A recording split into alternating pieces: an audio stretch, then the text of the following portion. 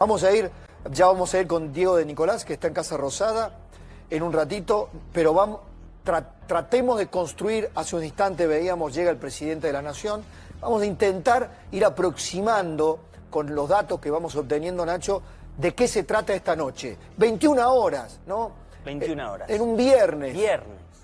Pero graba ya, comienza y ya lo tiene escrito. Me da la sensación que ya lo tiene escrito. ¿Qué dato tenés? Bueno, esto arrancó muy temprano, Pablo. Alguien de los mercados me pregunta a mí, desde el punto de vista político, hay rumor de un anuncio importante de Milei, después que trascendió la cadena. De los mercados. Desde los mercados. Hoy hablaste con Guillermo Franco, vos. Hoy hablé con el jefe de gabinete en la radio. Sí. No estaba todavía esta confirmación. Me pregunta esta persona, ¿tenés información? Porque tenemos el rumor de un anuncio. Sí. Claro, 9 de la noche, un anuncio de político, de confrontación con la oposición, a mí políticamente me suena a poco. Le pregunto a alguien muy importante del gabinete, ¿tenés información de un anuncio? La respuesta que me da es una persona que habla muy seguido con Milei. Viste que hay ministros que hablan con Milei poco, sí, y hay que hablan mucho. Bueno, hace un día que no me da bola. Cuando el presidente se recluye a escribir algo... Lo escribió él. A mí me ha dicho, ¿participó alguien digamos, del texto que va a leer por cadena nacional el presidente? No, lo escribió él. Y te voy a dar otro dato. No ha convocado a los ministros. No convocó a bueno. No ha convocado a los ministros. Tenemos ese dato. Tenemos que hace un día a una persona de su confianza, el presidente está recluido. ¿Está analizando un anuncio? ¿Tienen un anuncio bajo 7 llaves en el gobierno? No, me dice, no ha convocado a los ministros. Una cosa es convocarlos para, digamos, para la realización del anuncio o del texto. Y otra cosa es para que estén presentes a la hora de la cadena nacional. Claro.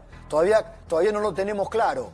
Por ahora no fueron convocados. Por ahora, a esta hora, ¿vos qué tenés? ¿Sería el presidente solo? El presidente solo, sí. A mí, insisto, esta persona que trabaja aquí y trabaja con Estados Unidos.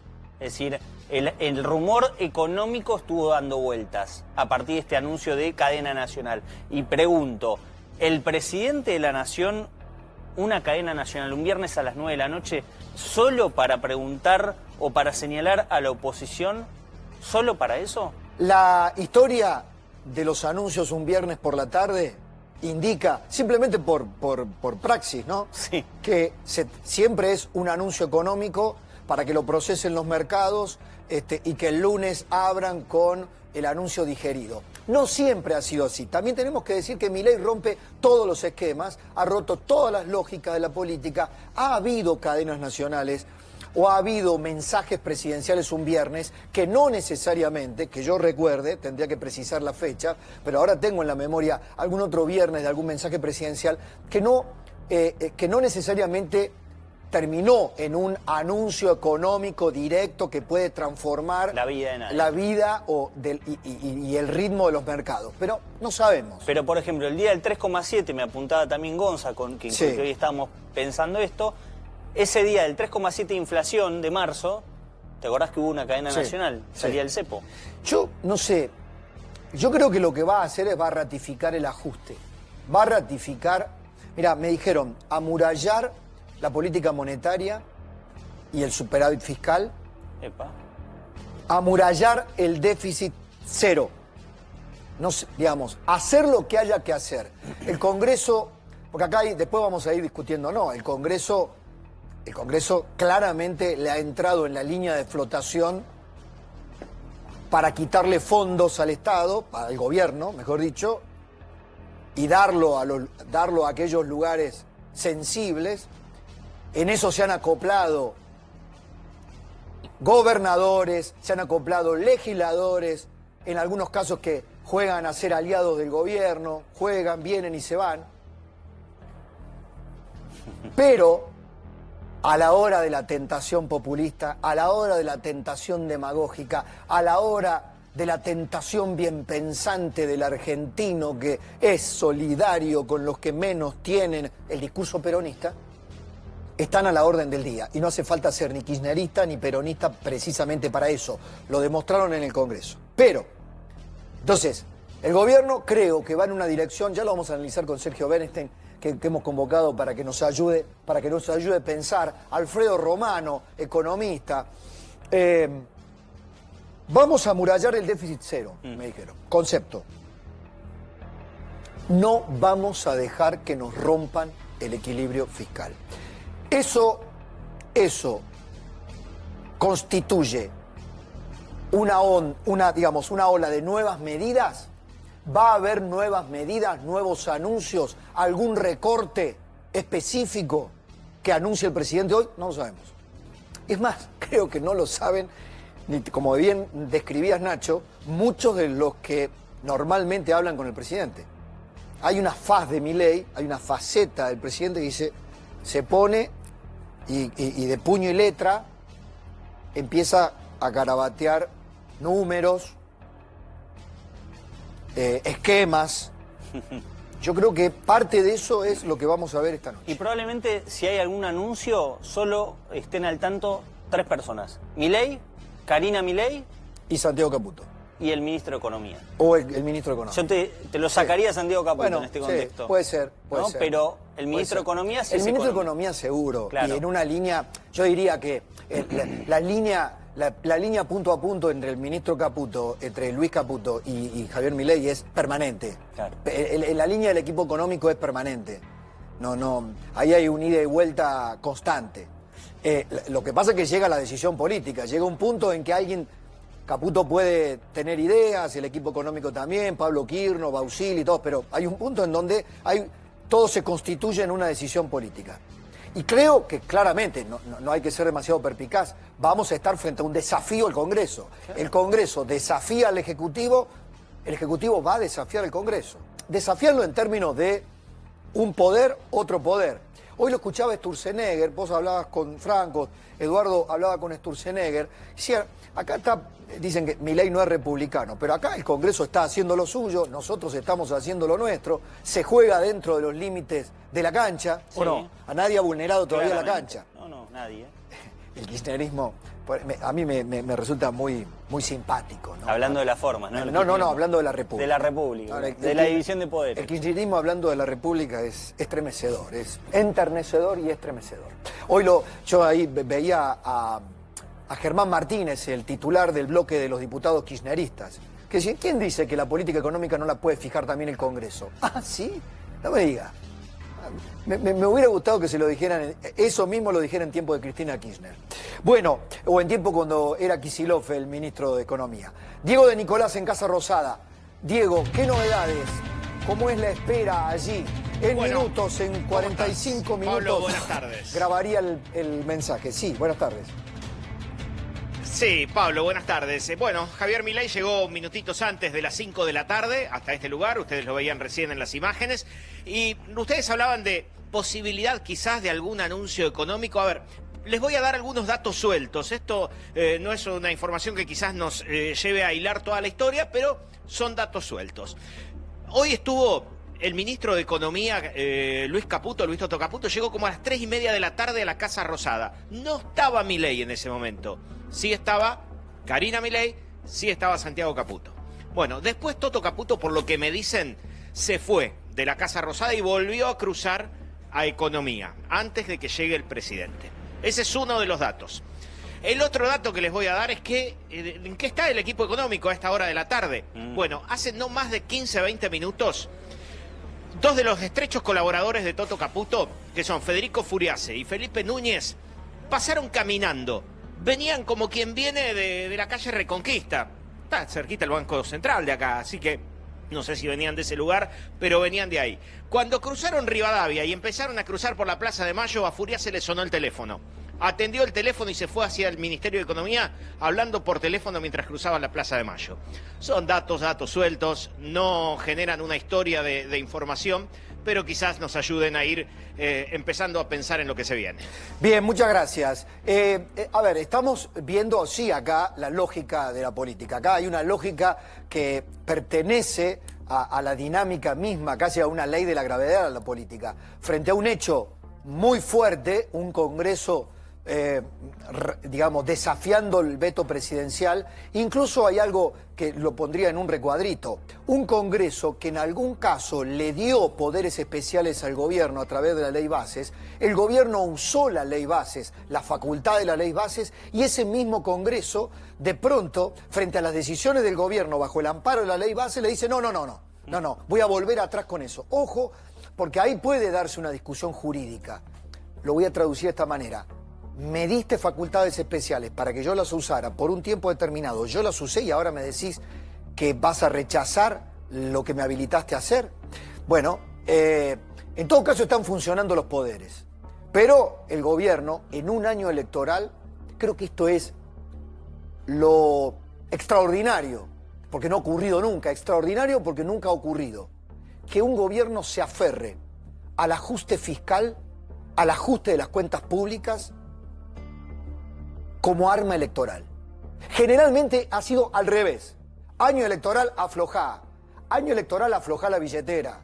Gobernador, intendente, presidente, ministro de Economía, dale. Bueno, ocurre en este año todo lo contrario. Sergio Berenstein está con nosotros y Alfredo Romano. A los dos les agradezco enormemente. Sergio, ¿cómo estás? Buenas tardes. Muy bien, un abrazo a todos. Alfredo, muchas gracias. ¿Cómo estás? Buenas tardes. Todo bien, Pablo, ¿cómo estás? Bien, Sergio, a ver, dame tu primera impresión sobre, panorama, esta película que hemos visto estos días y esta foto de hoy que va a concluir con la cadena nacional del presidente. Quiero enfatizar, Pablo, tu último comentario. No solamente estamos en un año electoral, sino estamos en un contexto preelectoral. Ya estamos prácticamente a 2 meses de las elecciones y esto naturalmente modifica los costos, los beneficios, los cálculos estratégicos de todos los actores. Por eso lo que ocurrió en el Congreso esta semana es tan significativo y la reacción del Poder Ejecutivo, del Presidente de la Nación, creo que es proporcional a cómo él percibe este desafío que ustedes marcaban. Entonces, ratificar el rumbo y polarizar con todo el sistema político le conviene desde el punto de vista de la política económica, de su reputación como presidente, pero fundamentalmente justamente en el contexto electoral, porque él dice, toda la política está en contra de estos fundamentos que nosotros hemos definido del día cero, desde que inició esta gestión, y que estamos dispuestos a morir con las botas puestas.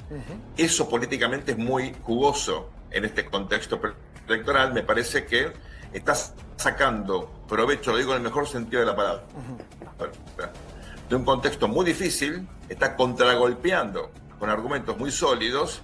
Veremos qué impacto tiene esto en la opinión pública en el electorado, Pablo. Blindar el déficit cero, brindar la política monetaria, amurallar el superávit fiscal. Son textuales que estoy traduciendo de fuentes inobjetables del gobierno. ¿Cómo se lee, Alfredo?